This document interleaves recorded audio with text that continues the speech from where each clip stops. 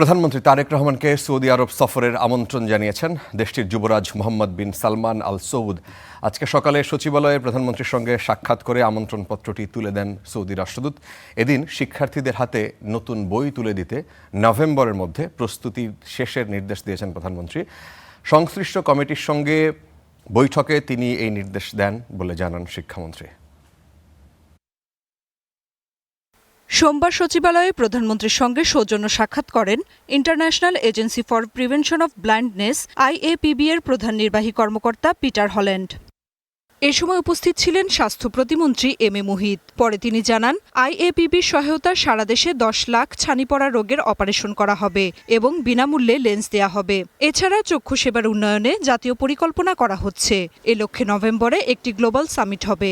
সেখানে বিভিন্ন দেশের সরকার প্রধানের পাশাপাশি প্রধানমন্ত্রী তারেক রহমান উপস্থিত থাকার সম্মতি দিয়েছেন। যে স্কুলের শিশুদের অনেকে চশমার অভাবে সঠিকভাবে দেখতে পায় না, বিশেষ করে গ্রামেগঞ্জের শিশুরা। তিনি বিশেষভাবে IAPBকে অনুরোধ করেছেন এই শিশুদের চোখের চশমা এবং চোখ পরীক্ষার জন্য আমরা যদি কোনো কর্মসূচি নেই সেখানে তারা সহযোগিতা করবেন। এদিকে সকালে সচিবালয়ে প্রধানমন্ত্রীর সঙ্গে পাঠ্যপুস্তক প্রকাশ কার্যক্রমের অগ্রগতি পর্যালোচনা সংক্রান্ত সভা অনুষ্ঠিত হয়। এ সময় শিক্ষার্থীদের হাতে নতুন বই তুলে দিতে নভেম্বরের মধ্যে প্রস্তুতি শেষের নির্দেশ দিয়েছেন প্রধানমন্ত্রী।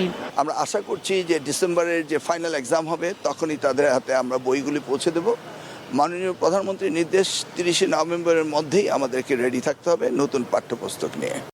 এর আগে মন্ত্রিপরিষদ বিভাগে তারেক রহমানের সঙ্গে সাক্ষাৎ করেন সৌদি রাষ্ট্রদূত আবদুল্লাহ জাফর এইচ বিন আবিয়া।